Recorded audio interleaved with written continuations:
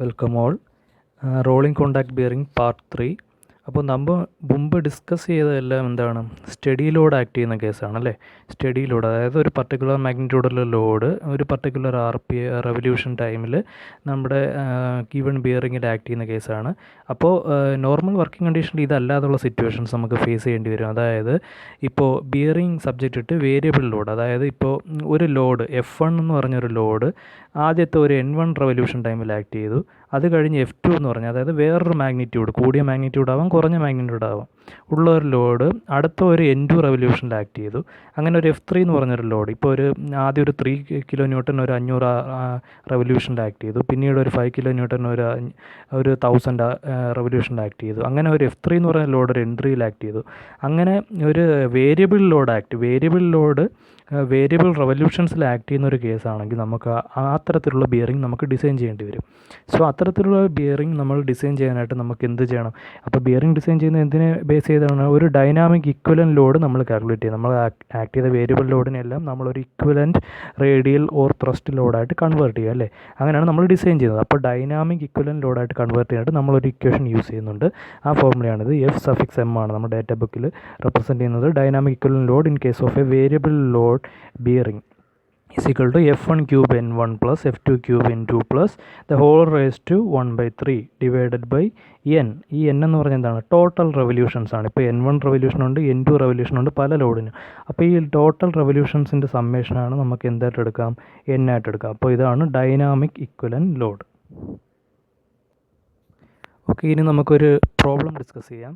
അപ്പോൾ ക്വസ്റ്റ്യൻ ഒന്ന് വായിക്കാം. Select a single row deep groove ball bearing for a radial load of 4000 newton and an axial load of 5000 newton operating at a speed of 1600 rpm for an average life of 5 years at 10 hours per day. Assume uniform and steady load. അപ്പോൾ ഇതാണ് question. അപ്പോൾ നമ്മൾ given bearing ഏതാണ്? Single row deep groove ball bearing ആണ്. അപ്പോൾ ഇത് subject to എന്താണ്? 2 kind of load act ചെയ്യുന്നുണ്ട്. എന്തൊക്കെയുണ്ട്? ഒരു റേഡിയൽ ലോഡ് ആക്ട് ചെയ്യുന്നുണ്ട്, അതിനോടൊപ്പം തന്നെ എന്ത് ആക്ട് ചെയ്യുന്നുണ്ട്? ഒരു ആക്സിയൽ ലോഡ് ആക്ട് ചെയ്യുന്നുണ്ട്. രണ്ടിൻ്റെ മാഗ്നിറ്റ്യൂഡ് തന്നിട്ടുണ്ട്, ഓപ്പറേറ്റിംഗ് സ്പീഡ് തന്നിട്ടുണ്ട്, അതെടുത്ത് എഴുതാം. Capital N is equal to 1600 rpm. പിന്നെ ആവറേജ് ലൈഫ് തന്നിരിക്കുന്നത് എന്തിനാണ്? ടൈം ഡ്യൂറേഷൻ ആയിട്ടാണ് എന്ത് തന്നിരിക്കുന്നത്? ആവറേജ് ലൈഫ് തന്നിരിക്കുന്നത്. പിന്നീട് യൂണിഫോം ആൻഡ് സ്റ്റഡി ലോഡെന്ന് അസ്യൂം ചെയ്യാൻ പറഞ്ഞിട്ടുണ്ട്. അപ്പോൾ ആവറേജ് ലൈഫ് തന്നിട്ടുണ്ട് അല്ലേ. അപ്പോൾ ഈ ലൈഫിനെ നമുക്ക് എന്താണ് തന്നിരിക്കുന്നത്? നമുക്ക് ഇയേഴ്സിലും അവേഴ്സിലുമായിട്ടാണ് തന്നിരിക്കുന്നത്. സോ നമുക്ക് ആദ്യം അതിനെ അവേഴ്സായിട്ട് കൺവേർട്ട് ചെയ്യാം. അപ്പോൾ 5 years അസ്യൂമിങ് എന്താണ്? ഒരു വർഷം 300 വർക്കിംഗ് ഡേയ്സ് ഉള്ളതായിട്ട് അസ്യൂം ചെയ്യുക. ഒരു വർഷം എത്രയാണ്? 300 വർക്കിംഗ് ഡേയ്സ് ഉണ്ടെങ്കിൽ 5 years ആകുമ്പോഴേക്ക് എത്ര വർക്കിംഗ് ഡേയ്സ് ആകും? 5 × 300 വർക്കിംഗ് ഡേയ്സ് ആകും. അപ്പോൾ ഒരു വർഷം എത്ര മണിക്കൂർ ഒരു ഡേ എത്ര മണിക്കൂർ വർക്ക് ചെയ്യുമെന്നാണ് പറയുന്നത്? 10 hours വർക്ക് ചെയ്യുന്നതെന്നാണ് പറയുന്നത്. അങ്ങനെയാണെങ്കിൽ 5 × 300 ഡേയ്സിലോ 5 × 300 × 10, അത് ടോട്ടൽ 15,000 hours വർക്ക് ചെയ്യുന്നതായിട്ട് നമുക്ക് കിട്ടും. സോ ലൈഫ് ഇൻ ബിയറിംഗ് എന്തിൽ കിട്ടി? നമുക്ക് 15,000 hours ആയിട്ട് നമുക്ക് കിട്ടി. ഓക്കെ, ഇനി നമുക്ക് പക്ഷേ കാൽക്കുലേഷൻ ചെയ്യുമ്പോൾ നമ്മൾ യൂസ് ചെയ്യുന്ന ഏതാണ്? Life of bearing in revolution ആണല്ലേ. നമ്മൾ ഹവേഴ്സിൽ കിട്ടിക്കഴിഞ്ഞാൽ നമ്മൾ എന്തായിട്ട് കൺവേർട്ട് ചെയ്താണ് നമ്മൾ പ്രോബ്ലം ചെയ്യുന്നത്? Life of bearing in revolution ആയിട്ടാണ് നമ്മൾ കൺവേർട്ട് ചെയ്യുന്നത്. സോ ഇതിനുള്ള റിലേഷൻ നമ്മൾ മുമ്പ് പഠിച്ചു. അതായത് life of bearing in hours കിട്ടിക്കഴിഞ്ഞാൽ LN × rpm × 60 ആണ് എന്ത്? ലൈഫ് ഇൻ റെവല്യൂഷൻസ് ആയിട്ട് കൺവേർട്ട് ചെയ്യുന്നത്. അതേഴ്സ് നമുക്ക് എങ്ങനെ പറയാൻ പറ്റും? 1600 നമ്മുടെ ബിയറിങ്ങിൻ്റെ RPM. അതായത് ഒരു മിനിറ്റിൽ അത് എത്ര തവണ റൊട്ടേറ്റ് ചെയ്യുന്നുണ്ട്? 1600 തവണ റൊട്ടേറ്റ് ചെയ്യുന്നുണ്ട്. ഒരു മിനിറ്റിൽ 1600 തവണ റൊട്ടേറ്റ് ചെയ്യുന്നുണ്ടെങ്കിൽ 15,000 hours എത്ര തവണ റൊട്ടേറ്റ് ചെയ്യണം? അതായത് എങ്ങനെ ഉണ്ടെങ്കിൽ 15,000 hours ആദ്യം മിനിറ്റിൽ കൺവേർട്ട് ചെയ്യുക. 15,000 × 60, ഇത്രയും മിനിറ്റ്സിൽ എത്ര തവണ റൊട്ടേറ്റ് ചെയ്യുന്നുണ്ട്? ഒരു മിനിറ്റിൽ 1600 ആണെങ്കിൽ 15,000 × 60 മിനിറ്റ്സിൽ എത്ര? ഇത്രയും റൊട്ടേഷൻ 1440 × 10⁶ റൊട്ടേഷൻസ് അത് കംപ്ലീറ്റ് ചെയ്യുന്നുണ്ട്. അതായത് LH × N × 60 ആണ് എന്ത്? LN is equal to 1440 × 10⁶. So നമുക്ക് എന്ത് കിട്ടി? ലൈഫ് ഓഫ് ബിയറിംഗ് ഇൻ റെവല്യൂഷനിൽ കിട്ടി.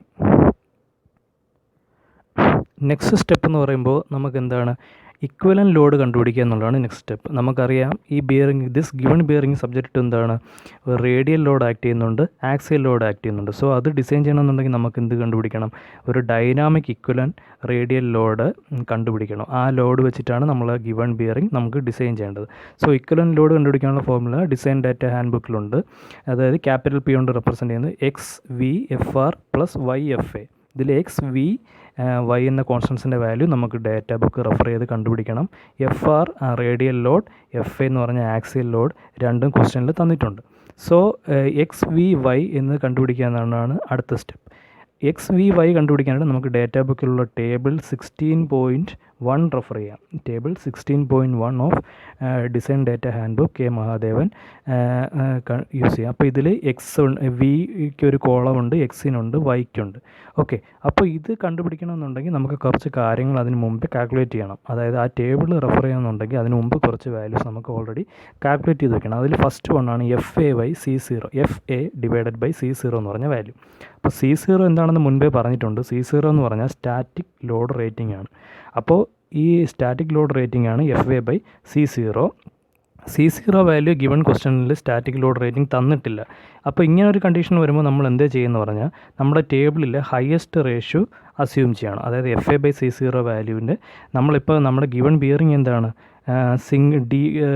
ഡീപ്പ് ഗ്രൂവ് ബോൾ ബിയറിംഗ് ആണ്. അതായത് ഫസ്റ്റ് റോ ആണ് അല്ലേ. ഫസ്റ്റ് റോ എന്ന് പറഞ്ഞാൽ ഈ ഒരു റോയിലാണ്. അപ്പോൾ ഇതിൽ maximum value of F S by C zero assume ചെയ്യുക. ഇതിൽ maximum value of F A by C zero എത്രയാണ്? 0.560. അപ്പോൾ ആ വാല്യൂ അസ്യൂം ചെയ്യുക. ഈ വാല്യൂ അസ്യൂം ചെയ്ത് കഴിഞ്ഞാൽ അടുത്ത സ്റ്റെപ്പ് എന്ന് പറഞ്ഞു കഴിഞ്ഞാൽ ഇതിന് കറസ്പോണ്ടിങ്ങിൽ നമ്മൾ എന്ത് അസ്യൂം ചെയ്യണം? ഒരു ഇ വാല്യൂ കാൽക്കുലേറ്റ് ചെയ്യണം. ഇ വാല്യൂ എന്ന് പറഞ്ഞാൽ എന്താണ്? ഈ ലാസ്റ്റ് കോളത്തിലുണ്ട് ഇ. അപ്പോൾ ഈ കറസ്പോണ്ടിങ്ങിൽ 0.560ക്ക് കറസ്പോണ്ടിങ്ങിനായിട്ട് ഇവിടെയുള്ള ഇ വാല്യൂ എത്രയാണ്? 0.44 അല്ലേ. അപ്പോൾ ഇവിടെ 0.56ന് കറസ്പോണ്ടിങ്ങിൽ ഇവിടെ ഉള്ള വാല്യൂ ആണ് ഈ വാല്യൂ. ഈ വാല്യൂയുടെ എത്ര കിട്ടും? 0.44 കിട്ടും. പിന്നീട് നമുക്ക് വേണ്ട ഒരു ഇതിൻ്റെയാണ് റൊട്ടേഷൻ ഫാക്ടർ അല്ലെങ്കിൽ വി. അപ്പോൾ വി നോക്കി കഴിഞ്ഞാൽ എങ്ങനെ കാണാൻ പറ്റും? റൊട്ടേഷൻ ഫാക്ടറിനുള്ള വാല്യൂസ് ഇവിടെ കൊടുത്തിട്ടുണ്ട്. In relation to the inner ring വെച്ചിട്ടാണ്. അതായത് ഇന്നർ റിങ് റൊട്ടേറ്റ് ചെയ്യുന്ന കേസുണ്ട്, ഇന്നർ റിങ് സ്റ്റേഷനറി ആയിട്ടുള്ള കേസുണ്ട്. അപ്പോൾ നമ്മൾ ഗിവൺ ക്വസ്റ്റനിൽ എന്താണ്? ഡൈനാമിക് ലോഡാണ്, ബോൾ ബിയറിംഗ് ആണ്, അതിൽ ഇന്നർ റിങ് റൊട്ടേറ്റിംഗ് കേസാണ്. അതുകൊണ്ട് തന്നെ ഡീപ്പ് ഗ്രൂവ് ബോൾ ബിയറിങ്ങിൻ്റെ വി വാല്യൂ നമുക്ക് എത്ര ആയിട്ട് എടുക്കാം? 1 ആയിട്ട് എടുക്കാം. സോ വിയുടെ വാല്യൂ കിട്ടി, F A by C zero കിട്ടി, കറസ്പോണ്ടിങ്ങിൽ ഇ കിട്ടി.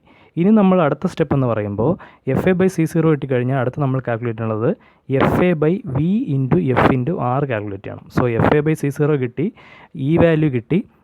അത് കഴിഞ്ഞാൽ നമ്മൾ അടുത്ത step F A by V into F R calculate ചെയ്യുക. എഫ് എയുടെ എന്ന് പറഞ്ഞാൽ ആക്സിയൽ ലോഡ് 5000, റൊട്ടേഷൻ ഫാക്ടർ നമുക്കിപ്പോൾ കിട്ടി 1. പിന്നീട് എഫ് ആർ ക്വസ്റ്റ്യൻ തന്നിട്ടുണ്ട് റേഡിയൽ ലോഡ്. ഇത് F A by V F R കിട്ടുമ്പോൾ 1.25 എന്ന് കിട്ടി. നമുക്ക് എന്ത് കിട്ടി? 1.25 എന്ന് കിട്ടി. F A by V F R എത്ര കിട്ടി? 1.25 കിട്ടി. ഈ വാല്യൂ, അതായത് F A by V F R വാല്യൂവിനെ നമ്മൾ എന്തുമായിട്ട് കമ്പയർ ചെയ്യണം? ഇയുമായിട്ട് കമ്പയർ ചെയ്യണം. അതായത് ഇതിനേക്കാൾ ഗ്രേറ്റർ ആണോ ലെസ് ആണോ എന്ന് നോക്കുക. അപ്പോൾ ഇവിടെ നോക്കുമ്പോൾ മനസ്സിലാവും നമുക്ക് F A by V F R എത്ര കിട്ടി? 1.25 കിട്ടി, which is greater than 0.44. So that നമുക്ക് ആ ടേബിൾ ഒന്ന് റെഫർ ചെയ്ത് നോക്കിക്കേ. ഇവിടെ കണ്ടീഷൻസ് കൊടുത്തിട്ടുണ്ട്. അതായത് ഇവിടെ നമ്മൾ ഗിവൺ ബിയറിംഗ് ഏതാണ്? സിംഗിൾ റോ ബിയറിംഗ് ആണ്. അതായത് എക്സിന് ഒരു കോളമുണ്ട്, വൈക്ക് ഒരു കോളമുണ്ട്. ഇൻ കേസ് ഓഫ് എക്സിൻ്റെ കോളത്തിൽ നോക്കിക്കേ കണ്ടീഷനുണ്ട്. ഈ F A by V F R is greater than E. ഇങ്ങനെ ഒരു കണ്ടീഷൻ കണ്ടോ?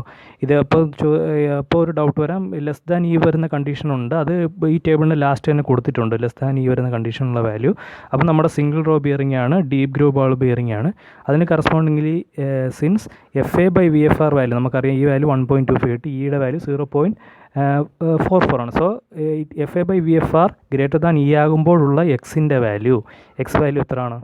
Four a single row bearing, ഇത് ഡബിൾ റോ ആണ്, അങ്ങോട്ട് നോക്കരുത്. ഇത് സിംഗിൾ റോ ബിയറിംഗ് എത്ര കിട്ടി? 0.56 നമുക്ക് ഇവിടെ നോട്ട് ചെയ്യാം. 0.56 നോട്ട് ചെയ്യാം. അത് കഴിഞ്ഞാൽ നമുക്ക് എന്ത് ചെയ്യാം? F A by V F R value greater than E ആണ്. അപ്പോൾ അതിന് കറസ്പോണ്ടിങ്ങിൽ വൈയുടെ വാല്യൂ വേണം. വൈയുടെ വാല്യൂ നോക്കുമ്പോൾ നോക്കിയാൽ സിംഗിൾ റോ ബിയറിംഗിൽ when F A by V F R is greater than e, വൈയുടെ വാല്യൂ എത്ര കിട്ടും? കറസ്പോണ്ടിങ്ങിൽ നമ്മൾ എടുത്തു കഴിഞ്ഞാൽ 0.560 ആണ്. ഇവിടെ എഫ് എ ബൈ 0, അതിന് കറസ്പോണ്ടിങ്ങിൽ ആ റോ നോക്കുക. ആ റോ നോക്കുമ്പോഴത്തേക്കും വൈയുടെ വാല്യൂ എത്ര കിട്ടി? 1 കിട്ടി. ഓക്കെ 0.560 കറസ്പോണ്ടിങ്ങിൽ ആ റോ നോക്കി കഴിയുമ്പോഴത്തേക്കും FA/VFR കണ്ടീഷൻ വെച്ച് നോക്കി കഴിയുമ്പോഴത്തേക്കും വൈയുടെ വാല്യൂ എത്ര കിട്ടി? 1 കിട്ടി. ഈയുടെ വാല്യൂ നമ്മൾ എത്രയാണ് അസ്യൂം ചെയ്തത്? 0.44. ആ റോ നോക്കിയാൽ മതി. അപ്പം വൈയുടെ വാല്യൂ 1 കിട്ടി. ഓക്കെ, എക്സിൻ്റെ കോളത്തിൽ ആകെ ഒരു ഇതേ ഉള്ളായിരുന്നു, ഒറ്റ വാല്യൂ ഉള്ളൂ. അതുകൊണ്ട് നമുക്കത് സെലക്ട് ചെയ്യാൻ പാടില്ല. വൈ ആകുമ്പോൾ നമ്മൾ ഈ റോ ചെക്ക് ചെയ്യണം. ഈ റോ ചെക്ക് ചെയ്തിട്ട് വൈയുടെ വാല്യൂ 1 കിട്ടി. അപ്പോൾ ഗിവൺ എക്സ് വാല്യൂ കിട്ടി, വൈ വാല്യൂ കിട്ടി for a single row bearing column ആൻഡാണ്. ഈ രണ്ട് വാല്യൂസ് നമ്മളിവിടെ കൊടുത്തു. നമ്മൾ ഇക്വലൻ ലോഡിനുള്ള ഇക്വേഷനിൽ സബ്സ്റ്റിറ്റ്യൂട്ട് ചെയ്ത് കൊടുത്തു അല്ലേ. ഇക്വലൻ ലോഡിനുള്ള ഇക്വേഷനിൽ സബ്സ്റ്റിറ്റ്യൂട്ട് കൊടുക്കുമ്പോൾ എന്ത് കിട്ടി? എക്സിൻ്റെ വാല്യൂ 0.56 കൊടുത്തു, റൊട്ടേഷൻ ഫാക്ടർ 1 കൊടുത്തു, FR റേഡിയൽ ലോഡ് കൊടുത്തു, വൈ കൊടുത്തു, ആക്സിയൽ ലോഡ് കൊടുക്കുമ്പോഴത്തേക്കും നമുക്ക് എത്ര കിട്ടി? 72 കിലോ ന്യൂട്ടൺ എന്ന് കിട്ടി. 72,420 ന്യൂട്ടൺ എന്ന് കിട്ടി. നമ്മുടെ ലിക്വിഡ് ലോഡിൻ്റെ വാല്യൂ എത്ര കിട്ടി? 72,420 ന്യൂട്ടൺ എന്ന് കിട്ടി. അപ്പോൾ ഇത് കിട്ടിക്കഴിഞ്ഞാൽ, ഇക്വലൻ ലോഡ് കിട്ടിക്കഴിഞ്ഞാൽ അടുത്ത സ്റ്റെപ്പ് എന്ന് പറയുമ്പോൾ നമുക്ക് ഡൈനാമിക് ലോഡ് റേറ്റിംഗ് കണ്ടുപിടിക്കണം. അടുത്ത സ്റ്റെപ്പ് എന്താണ്? ഡൈനാമിക് ലോഡ് റേറ്റിംഗ് കണ്ടുപിടിക്കണം. സോ ഇത് രണ്ടും കണക്ട് ചെയ്തുള്ള റിലേഷൻ ഉണ്ട്. അതായത് life of bearing in revolution is equal to, നമ്മൾ മുമ്പ് പറഞ്ഞിട്ടുള്ള ഇക്വേഷനാണ് C/P ദ ഹോൾ ക്യൂബ്. ഈ ക്യൂബ് വരാൻ കാരണം ഇവിടെ ബോൾ ബിയറിംഗ് ആയതുകൊണ്ടാണ്. In case of roller bearing 1/3 എന്ന് വരും. Okay, Ln is equal to C/P⁻³ into 10⁶ revolutions ആണ്. അപ്പോൾ അതിൽ നിന്ന് C നമുക്ക് ഇനി കൊണ്ടുവരാം. C കൊണ്ടുവന്നു കഴിഞ്ഞാൽ ക്രോസ് മൾട്ടിപ്ലൈ ചെയ്യുമ്പോൾ എന്ത് വരും? Dynamic load rating C is equal to P നമുക്ക് കിട്ടി equivalent load. Ln life in revolution മുമ്പ് കിട്ടിയിട്ടുണ്ട്, ഡിവൈഡഡ് ബൈ 10⁶ ദ ഹോൾ റേസ്റ്റ് 1/3. വാല്യൂ സബ്സ്റ്റിറ്റ്യൂട്ട് ചെയ്യുക, കാൽക്കുലേറ്റ് ചെയ്യുക, 81,760 ന്യൂട്ടൺ എന്ന് കിട്ടും. ഓക്കെ, ഇത്രയും കാര്യങ്ങൾ കണ്ടുപിടിക്കുക. C വാല്യൂ കിട്ടിക്കഴിഞ്ഞാൽ, അതായത് ബേസിക് ഡൈനാമിക് ലോഡ് റേറ്റിംഗ് കിട്ടിക്കഴിഞ്ഞാൽ നമുക്ക് ഗിവൺ കപ്പാസിറ്റി അല്ലെങ്കിൽ ഗിവൺ ലോഡ് വിത്ത്സ്റ്റാൻഡ് ചെയ്യാൻ കപ്പാസിറ്റി ഉള്ള ഒരു ബിയറിംഗ് നമുക്ക് സെലക്ട് ചെയ്യണം. ആ ബിയറിംഗ് സെലക്ട് ചെയ്യാനായിട്ട് നമ്മൾ ഡിസൈൻ ഡാറ്റ ബുക്ക് ചെക്ക് ചെയ്യാം. അതിൽ ടേബിൾ 16.9A അതിൽ ഡീപ്പ് ഗ്രൂപ്പ് ബോൾ ബിയറിംഗ്സിൻ്റെ കുറച്ച് ഡാറ്റാസ് കൊടുത്തിട്ടുണ്ട്.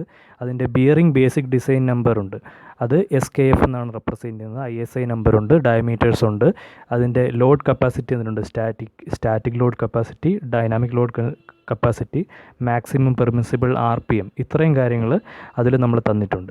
സോ ഈ ഒരു ടേബിൾ റെഫർ ചെയ്തിട്ട് നമ്മൾ ഏത് വെച്ച് ചെക്ക് ചെയ്യണം? ഡൈനാമിക് ലോഡ് റേറ്റിംഗ് വെച്ച് നമ്മൾ ചെക്ക് ചെയ്യണം. അപ്പോൾ ഡൈനാമിക് ലോഡ് റേറ്റിംഗ് വെച്ച് നമുക്ക് എങ്ങനെ ചെക്ക് ചെയ്യാൻ പറ്റും? ഈ ഒരു ഡൈനാമിക് ലോഡ് റേറ്റിംഗ് 8ാമത്തെ കോളമാണ്, അത് നോക്കിക്കോണം. ഡൈനാമിക് ലോഡ് റേറ്റിംഗ് 8ാമത്തെ കോളമാണ്. അപ്പോൾ 8ാമത്തെ കോളത്തിൽ നോക്കുക. 8ാമത്തെ കോളത്തിൽ നോക്കുമ്പോൾ നമുക്ക് കിട്ടിയ വാല്യൂ എത്രയാണ്?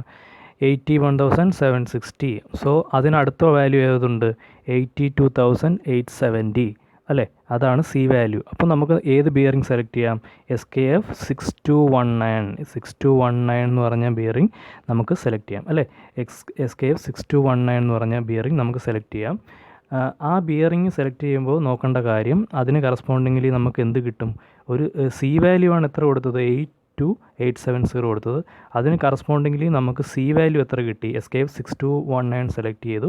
അതിൽ C0 വാല്യൂ എടുത്തെഴുതുക. C0 വാല്യൂ എത്രയാണ്? 71,100. സോ C വാല്യൂ എത്ര കിട്ടി? C value കറസ്പോണ്ടിങ്ങിലി SKF 6219 82,870 newton. അതിന് കറസ്പോണ്ടിങ് C0 വാല്യൂ എത്ര കിട്ടി? 71,100 ന്യൂട്ടൺ. ഓക്കെ, ഡൗട്ടില്ലല്ലോ. അതായത് നമുക്ക് കിട്ടിയ വാല്യൂ C വാല്യൂ നോക്കുക. ആ C വാല്യൂ ആയിട്ട് ഈ ടേബിൾ കമ്പയർ ചെയ്യുക. അപ്പോൾ നമ്മൾ തൊട്ടടുത്ത വാല്യൂ, അതായത് 81,000 തൊട്ടടുത്തുള്ള വാല്യൂ 82,000. സോ നമുക്ക് ആ ബിയറിംഗ് സെലക്ട് ചെയ്യാം. അതായത് ബിയറിംഗ് 6219 സെലക്ട് ചെയ്തു. ആ ബിയറിങ്ങിൻ്റെ കപ്പാസിറ്റീസ് എടുത്തെഴുതുക. അതായത് ഇത് C വാല്യൂ, അപ്പോൾ അതിന് കറസ്പോണ്ടിങ്ങിൽ C0 വാല്യൂ ഇത്, സ്റ്റാറ്റിക് കപ്പാസിറ്റി ഇത്, C വാല്യൂവും C0 വാല്യൂ എടുത്തെഴുതുക. അപ്പോൾ നമുക്ക് മനസ്സിലാവും ഇപ്പോൾ ഒരു പുതിയ C0 വാല്യൂ നമുക്ക് കിട്ടി അല്ലേ. പുതിയ C0, നേരത്തെ നമ്മൾ FA/C0 0.5 എന്ന് അസ്യൂം ചെയ്തിട്ടാണ് കാൽക്കുലേഷൻസ് ചെയ്തത്. അപ്പോൾ ഇവിടെ നമ്മൾ സെലക്ട് ചെയ്ത ബിയറിംഗ് SKF 6219 ആണ്. ആ ബിയറിങ്ങിന് കറസ്പോണ്ടിങ്ങിൽ നമുക്ക് എന്ത് കിട്ടി? ഒരു C വാല്യൂ കിട്ടി, ഒരു C0 വാല്യൂ കിട്ടി. അപ്പോൾ അടുത്ത സ്റ്റെപ്പ് എന്ന് പറയുമ്പോൾ നമ്മൾ ന്യൂ FA/C0 വാല്യൂ കണ്ടുപിടിക്കുക.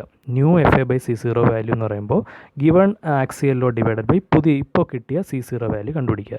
അപ്പോൾ ആ വാല്യൂ കാൽക്കുലേറ്റ് ചെയ്യുമ്പോൾ നമുക്കറിയാം, നമ്മൾ ആക്സിയൽ ലോഡ് 5,000 ആണ്, ഡിവൈഡഡ് ബൈ കിട്ടിയ C0 വാല്യൂ കാൽക്കുലേറ്റ് ചെയ്യുമ്പോൾ നമുക്ക് എന്ത് കിട്ടും? 0.07 എന്ന് കിട്ടും. അപ്പോൾ FA/C0 കിട്ടിയാൽ നമുക്ക് ബാക്കി കേസുകൾ അറിയാം. നമ്മൾ കറസ്പോണ്ടിങ്ങിലി എക്സും വൈയും കണ്ടുപിടിക്കണം അല്ലേ.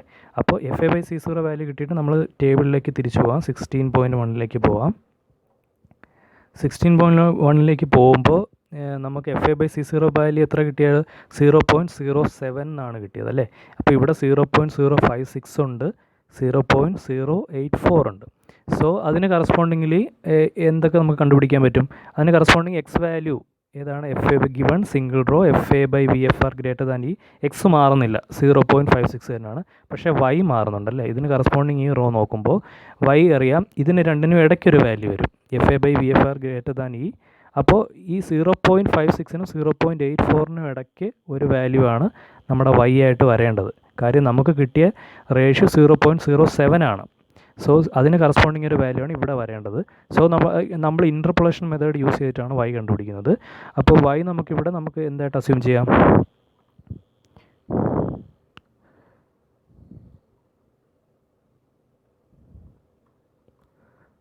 Y നമുക്ക് 1.6 ആയിട്ട് എടുക്കാം. ഓക്കെ, അത് മനസ്സിലായല്ലോ. 1.6 ആയിട്ട്, അതായത് FA/C0 വാല്യൂ എടുത്തു, അതിന് കറസ്പോണ്ടിങ്ങിൽ നമ്മൾ ആ റോ നോക്കുമ്പോൾ Yയുടെ വാല്യൂ എത്രയായിട്ട് എടുത്തു? 1.6 കിട്ടി. റൊട്ടേഷൻ ഫാക്ടർ മാറുന്നില്ല, V = 1 തന്നെയാണ്. അപ്പോൾ ഈ കിട്ടിയ പുതിയ X value, V value, Y value substitute ചെയ്യുക, ഇക്വലൻ്റ് ഡൈനാമിക് ലോഡ് കാൽക്കുലേറ്റ് ചെയ്യുക. അതാണ് ലാസ്റ്റ് സ്റ്റെപ്പ്. അതായത് നമുക്കിപ്പോൾ കിട്ടിയ, അതായത് പുതിയ FA/C0 വാല്യൂ വെച്ച് നമ്മൾ കണ്ടുപിടിച്ച X value, Y value, V value നമ്മുടെ പഴയ ഇക്വേഷൻ, പിയുടെ ഇക്വേഷൻ, ഡൈനാമിക് ഇക്വലൻ്റ് ലോഡിൻ്റെ ഇക്വേഷന് സബ്സ്റ്റിറ്റ്യൂട്ട് ചെയ്ത് കൊടുക്കുക. അപ്പോൾ എന്തൊക്കെ കൊടുക്കാം? എക്സ് പുതിയ വാല്യൂ 0.56, റൊട്ടേഷൻ ഫാക്ടറാണ് V, അത് 1 തന്നെയാണ്, അത് മാറുന്നില്ല. പിന്നീട് 4000 ആണ് FR, ആക്സിയൽ ലോഡ് ഇത്, Yയുടെ പുതിയ വാല്യൂ 1.6. ഇത്രയും കൊടുക്കുമ്പോഴത്തേക്കും നമുക്ക് എന്ത് കിട്ടി? ഡൈനാമിക് ഇക്വലൻ്റ് ലോഡ് കിട്ടി. ഡൈനാമിക് ഇക്വലൻ്റ് ലോഡ് കിട്ടിക്കഴിഞ്ഞാൽ നമ്മൾ പഴയ റിലേഷൻ തന്നെ യൂസ് ചെയ്യുന്നത് ബേസിക് ഡൈനാമിക് ലോഡ് കണ്ടുപിടിക്കുന്ന ഇക്വേഷൻ. ഏതായിരുന്നു റിലേഷൻ? ഈ റിലേഷൻ, ബേസിക് ഡൈനാമിക് ലോഡ് എന്നുള്ള ഇക്വേഷൻ, അത് dynamic load into LN revolutions divide by 10⁻⁶⁻⁴. ഈ റിലേഷൻ തന്നെ യൂസ് ചെയ്യുക. ആ റിലേഷൻ യൂസ് ചെയ്തിട്ട് ബേസിക് ഡൈനാമിക് ലോഡ് റേറ്റിംഗ് കണ്ടുപിടിക്കുക. അതായത് C = ഇവിടെ കിട്ടിയ P value, number of revolutions divide by 10⁻⁴. അപ്പോൾ നമുക്കൊരു വാല്യൂ കിട്ടി. എത്ര കിട്ടിയത്? 1,15,635 ന്യൂട്ടൺ എന്ന് കിട്ടി. ഓക്കെ, അപ്പോൾ ഇതാണ് നമ്മുടെ ഡിസൈൻഡ്, അതല്ലെങ്കിൽ നമുക്ക് ബേസിക് ഡൈനാമിക് ലോഡ് റേറ്റിംഗ്, നമ്മുടെ ആൻസർ ഇതാണ്. Okay, basic dynamic load rating നമ്മുടെ ആൻസർ ഇതാണ്. അപ്പോൾ നമ്മൾ ചെയ്യാനുള്ളതെന്ന് പറഞ്ഞാൽ നമ്മൾ ഇതിന് കറസ്പോണ്ടിങ്ങിൽ ബിയറിംഗ് ആണ് നമ്മുടെ ആൻസറായിട്ട് നമ്മൾ സെലക്ട് ചെയ്യേണ്ടത്. അപ്പോൾ നമ്മൾ പഴയ ബിയറിങ്ങിൻ്റെ കപ്പാസിറ്റീസ് കൊടുത്തിട്ടുള്ള ടേബിളുണ്ട് 16.9. അപ്പോൾ അതിൽ നമ്മൾ C വാല്യൂ ചെക്ക് ചെയ്യുക. C വാല്യൂ ചെക്ക് ചെയ്യുമ്പോൾ ഇതിൻ്റെ സെക്കൻഡ് പേജിൽ നമ്മൾ നോക്കുമ്പോൾ അറിയാൻ പറ്റും ഏതാ നമുക്ക് കിട്ടിയ വാല്യൂ ആയിട്ട് കമ്പയർ ചെയ്യാൻ പറ്റിയതുണ്ട്. 11,000 ഇതാണ്. സോ 6226 ചെക്ക് ചെയ്ത് നോക്കിക്കേ, 12 അല്ലേ. ഈ ഒരു ബിയറിംഗ് ചെക്ക് ചെയ്ത് നോക്കിക്കേ, അതിൻ്റെ C വാല്യൂ 1,20,130 വരുന്നുണ്ട് അല്ലേ. നമുക്ക് കിട്ടിയത് 1,15,000 ആണ്. ഇവിടെ 1,20,000 വരുന്നുണ്ട്. അതായത് അതിൻ്റെ കപ്പാസിറ്റി C വാല്യൂ അത്രത്തോളം ഉണ്ട്. സോ നമുക്ക് ഈ ബിയറിംഗ് സെലക്ട് ചെയ്യാം. മനസ്സിലായോ? C വാല്യൂ 1,20,130 വരുന്ന ഈ ബിയറിംഗ് നമുക്ക് സെലക്ട് ചെയ്യാം. അപ്പോൾ അത് സെലക്ട് ചെയ്ത് കഴിഞ്ഞാൽ അതിന് കറസ്പോണ്ടിങ് ഇത് C വാല്യൂ ആണ്, ഇതിന് C0 വാല്യൂ ഉണ്ട്, അതിൻ്റെ SKF നമ്പറുണ്ട് 6226, അതെല്ലാം നമുക്ക് സെലക്ട് ചെയ്യാം. സോ നമ്മുടെ റിക്വയർഡ് ആൻസർ ഏതാണ്? SKF bearing 6226 bearing can be selected. അതിൻ്റെ C വാല്യൂ നമുക്ക് എടുത്തെഴുതാമല്ലോ, 1,20,130 ആണ് എൻ്റെ C വാല്യൂ. ന്യൂട്ടൺ ആണ് യൂണിറ്റ്. ഓക്കെ.